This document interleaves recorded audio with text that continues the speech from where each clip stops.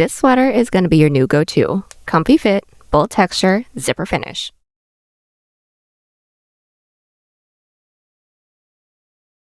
Hey guys, I'm T, maker of 600 plus crochet patterns and tutorials. Welcome to the channel. Today we're making a textured quarter zip pullover that's cropped for layering, but you can't make it full length. The Sedge stitch creates the bold texture and the zipper gives it a polished finished look. If you're new here, welcome. I share crochet fashion and tutorials every Sunday and Wednesday, so tell a friend, tap the bell, and subscribe so you never miss an upload. And if you enjoy the video, give it a big thumbs up or 2 thumbs down if you don't. Either way, it helps keep these tutorials free. Any category 4 yarn will work. I used a total of 410 grams, that's 925 yards if you're stateside, along with a 6mm hook, stitch markers, and a close-end zipper.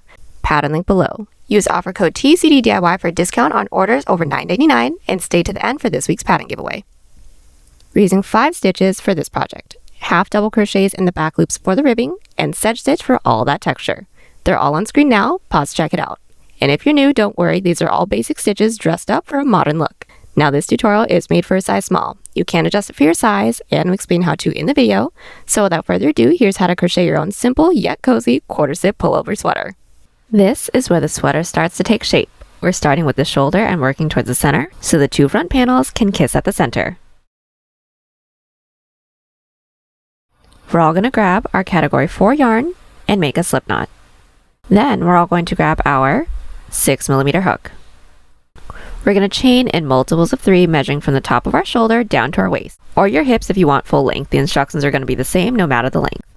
I'm making a chain 51, that's cropped, that's just about 13 inches or 33 centimeters for me. Measure this chain against your body as you're making it so that the length feels right for layering, and make sure you jot down this number for the second panel and the back panel as well. When we have our chain, we're going to place the tail end at our shoulder.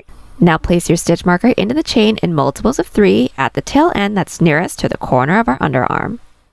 Now from the marker to the tail is going to be our sedge stitch section. Mine is in my 18th stitch and that's just about 4.5 inches or 11 centimeters. Now a half double crochet row. That's going to start with a chain 2, that's just our turning chain. Then working into the back bumps of our chain, we're going to half double crochet until we reach our stitch marker. So instead of working into the tops of the chain, we're going to flip it over and look at these singular bumps that we have along the back or the spine, whatever you call them. We're going to work into that bump with a half double and continue working into that bump with our half double until we reach our stitch marker. Now working into the back bumps of your chains actually have a lot of benefits. It does help keep your chain the length that you planned originally so it doesn't stretch over time. And it keeps your edges really nice and neat. It actually makes it look like you have full stitches on the edge of your work as well. And when we've reached our stitch marker, we're going to start with our sedge stitch. So the first sedge stitch is always going to start with just 1 half double and 1 double crochet. So I took my stitch marker out, but don't put it too far, we're going to need to put it back in. Into that following chain, insert with 1 half double, same chain with a double crochet, and place your stitch marker into that first half double that we made for this sedge stitch. Then right after that first one, we're going to skip 2 stitches and into the next, insert with 1 single, same chain with a half double, same chain with a double. And it's going to be this sedge stitch repeat until we have 2 chains left. So skip 2, into the next with a single, half double, and double. Now we're still working our sedge stitch into the back bumps. Now normally our sedge stitch skips 2 chains, which leaves a big hole you can basically stick your whole finger through. So instead of just working into the tops of the chains, continue working into the back bumps.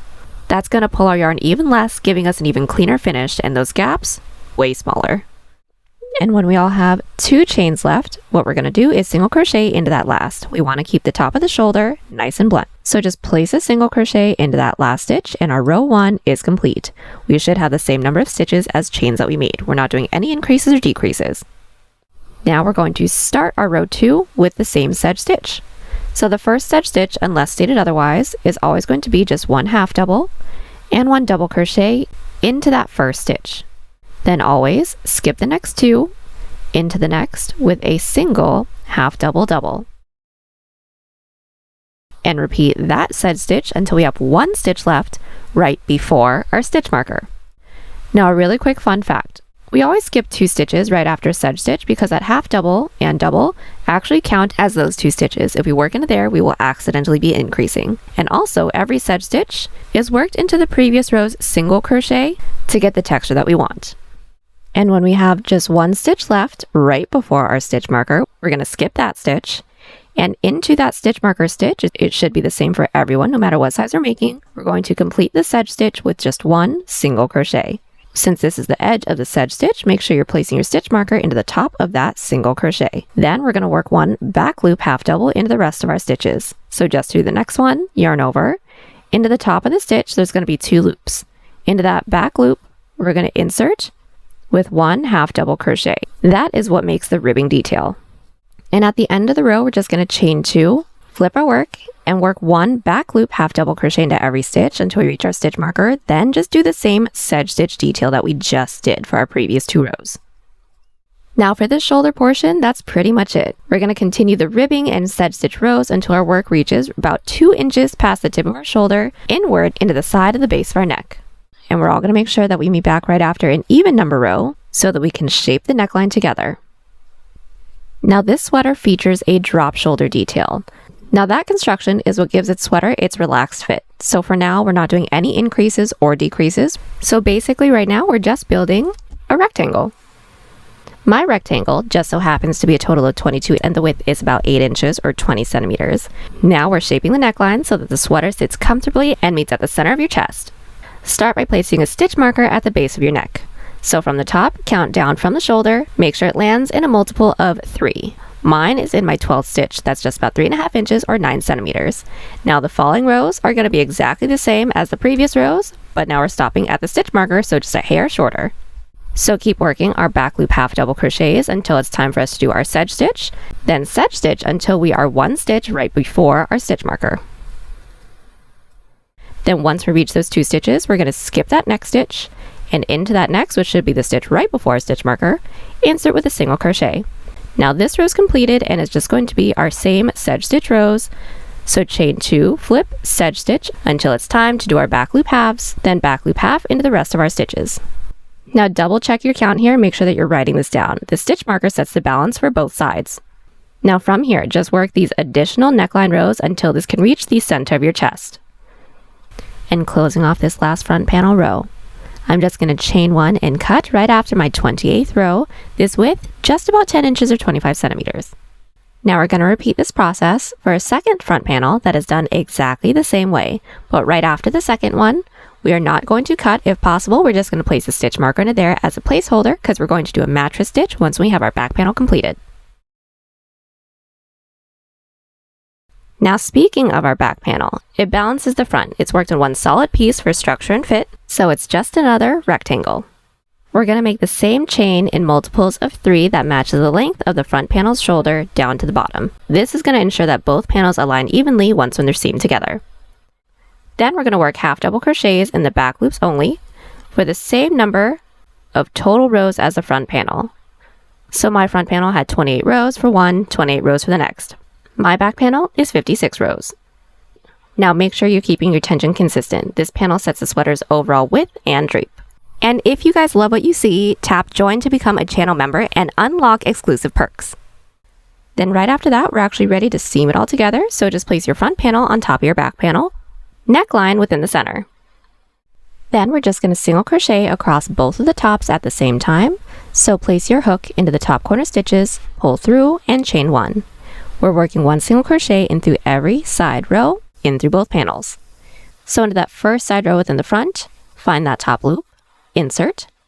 First side row within the back, find that top loop, and insert.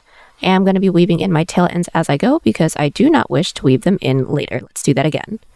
Next side row, which is this divot row right here, find that top loop, insert. Find that next side row within the back, find that top loop and insert. Then to weave in your tail ends as you go, we're going to place our tail end over our hook. Then we're going to stitch per usual, and it should surround our tail end, making sure that it's nice and secure. Now keep working up this single crochet seam until we reach the last shoulder row for the front panel. When we do, cut, then repeat on the other side. Then when the second seam for the shoulder is completed, we're going to jump straight into seaming up the sides. So currently the body's going to look like a vest. Now for seaming up the sides, we're going to need to decide where the armhole width is going to be. Now for most sizes, I would suggest about 2 inches underneath our underarm for a comfy fit, which is what I did. It needs to be worked in multiples of 3, so I placed my stitch marker into the 30th stitch from the top. That's just about 7 inches or 18 centimeters. And this is still going to be a single crochet seam, very similar to the top of the shoulder, but actually easier because we have actual stitches to work into. We're going to single crochet in through both front and back panel at the same time until we reach our stitch marker. Then just make your way over to the other side, but making sure that our work is still flipped wrong side out because we want all of these seams to be on the inside once when it's worn. Then right after that second side seam, we're ready to seam up the center.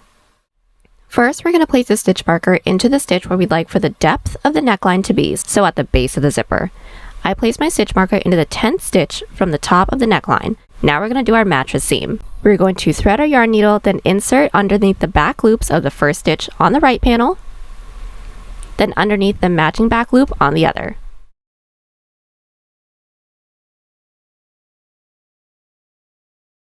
So starting from the outer edge, making sure we're working into that back loop, weave your needle through that back loop and pull. Now on the other side, in through the same loop, from the outside, weaving inwards, in through that back loop and pull through as well. We're going to keep weaving back and forth, loop to loop, just gently tightening after every few stitches. When you tighten it, it's basically going to zip it closed. It's going to lay flat, it's going to be nice and stretchy and nearly invisible. We're going to continue until we reach our stitch marker, then we're going to fasten off. Now that our seam is nice and clean, now's the opportune time to try it on. Just make sure that everything is sitting and fitting where you'd like for it to be once when it's completed. Once when it is, we're going to work on our sleeve, which completes the drop shoulder look and adds balance to the overall sweater.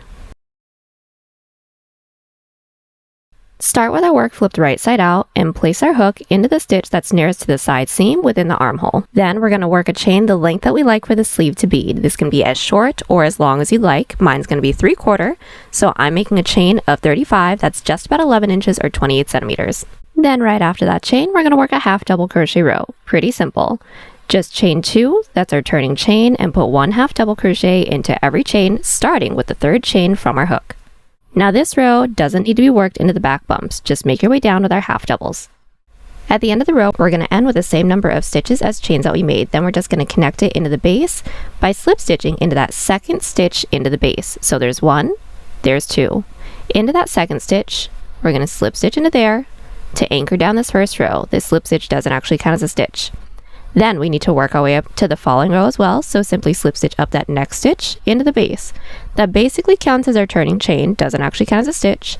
Flip our work and now back loop half all the way down. We just want to make sure that we're not working into any of those slip stitches into the base. We want to end with the same number of stitches as chains that we made for the entirety of the sleeve. So no increases, no decreases. Then when we're at the end of the row, just to do the following row together, chain 2, flip, and keep working our back loop half double crochets until we reach the base. Then, just like the last row, we're going to slip stitch into that second stitch into the base. We're connecting into the second because the half double crochet is kind of tall. But to work our way up to the next row, we're just going to slip stitch up that next stitch. Now the half double is kind of tall, but not quite as tall as a double crochet, so we don't want to stretch out our stitch too much. Then continue with back loop halves. Now keep on working these back loop half double crochet rows until we're worked into every stitch. Then we're going to seam it up with the same single crochet seam that we did for the body. Then we're going to finish up this sleeve with our cuff. We're going to single crochet along the edge. That's going to give us a clean base for the cuff, but also help cinch in our sleeve. This is going to be pretty easy. Simply put 1 single crochet into every side row. So we should have the same amount of stitches as sleeve rows that we have. This single crochet row is going to be as wide as it can fit. If it's too tight or too loose, go ahead and just redo this row with a different tension. Working in the rounds with this row, we're going to need to connect the end to the beginning of this row. Now we would typically just slip stitch into that chain space, but when we do that, that gives us an additional stitch for the row. Now you could just easily place a stitch marker in there just to remind you that it's not an actual stitch, but something else that you can do is with your working yarn, pull up some slack. Place your hook into that chain space and place your slack loop back on your hook and pull through. Now it's still attached, but it doesn't give us any additional stitches. No confusion. Now we're going to make a chain the length that we'd like for our cuff to be. I'd like for mine to be just about 3 inches or 8 centimeters, so I'm starting with a chain 13. Now we already know how to work into the back bumps, but now we're going to do back bump slip stitches. So we're going to chain 1, that chain 1's our turning chain, into that second chain from our hook, making sure we're working into that back bump, yarn over, and gently pull through everything on our hook. That's our first slip stitch. Once more into that next chain's back bump, yarn over, pull through everything, and make sure you're not tugging through too tightly because otherwise the following row can be too tight to work into. But we're just going to keep working our back bump slip stitches until we reach the base. We're just going to slip stitch into that next stitch into the base. So this is mine right here. Insert with a slip stitch. Remember, the slip stitches into the base don't actually count as a stitch, that's just to connect. Then to work our way up to the following row, slip stitch up that next stitch, flip our work, and do a back loop slip stitch row, but making sure we're not working into any of those slip stitches into the base, because remember, they don't actually count as stitches.